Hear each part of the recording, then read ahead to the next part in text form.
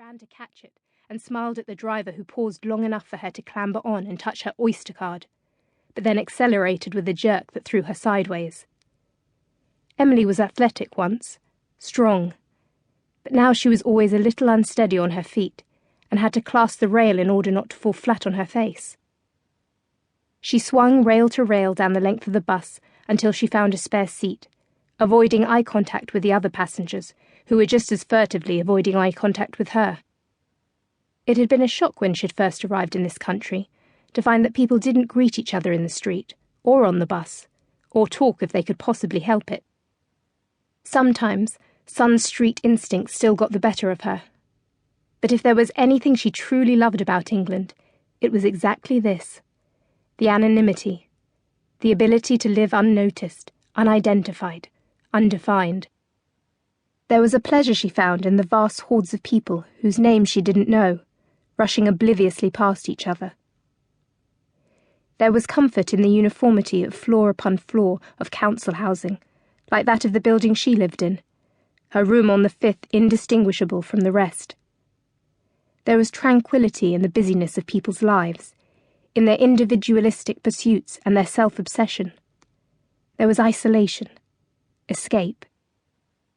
Emily alighted at Golders Green Station. Her flat was still a 15-minute walk from there, but she needed some groceries and preferred to buy them from the bigger shops with hundreds of customers, rather than from the small convenience store on the corner of her road. She'd only been a few times, but already the owner knew her face and asked her questions like, "No avocados today? How about mangoes? I have perfect mangoes. You don't like them?" And the week before, "Where are you from?" She picked up a basket outside the front of Tesco and dipped into the shop.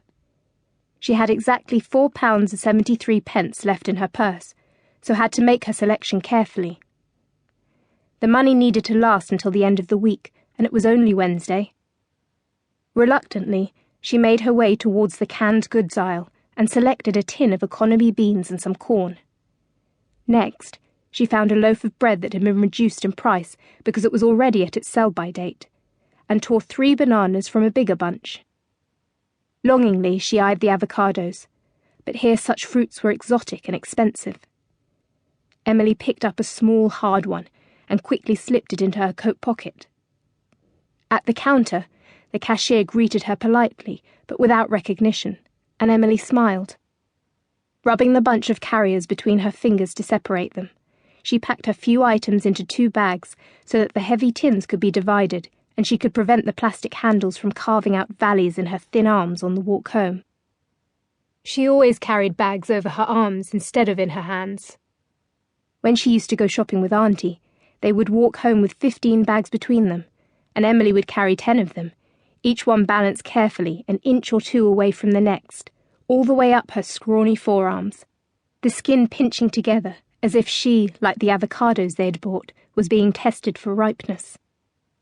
That was at the very beginning, when she was grateful to Auntie for coming to her rescue, and naive still to the reality that real rescue wasn't possible simply by escaping a place. Memories weren't rooted in the soil. Emily realised now that Auntie had loved her then. She hadn't been able to feel it at the time, but identified it later, like so many things, in its loss. They had done well to put up with her, really.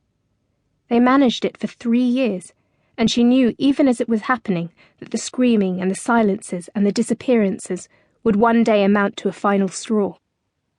Gradually, Auntie began to raise her voice at her, and Uncle hit her once, which made everything worse.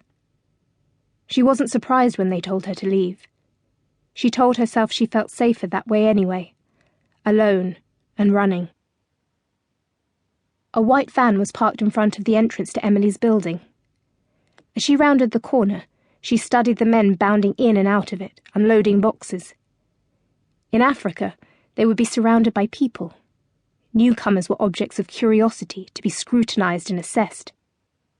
"He who has travelled alone can tell what he wants," went the proverb, one of many that even after so many years Emily was unable to rid from her mind.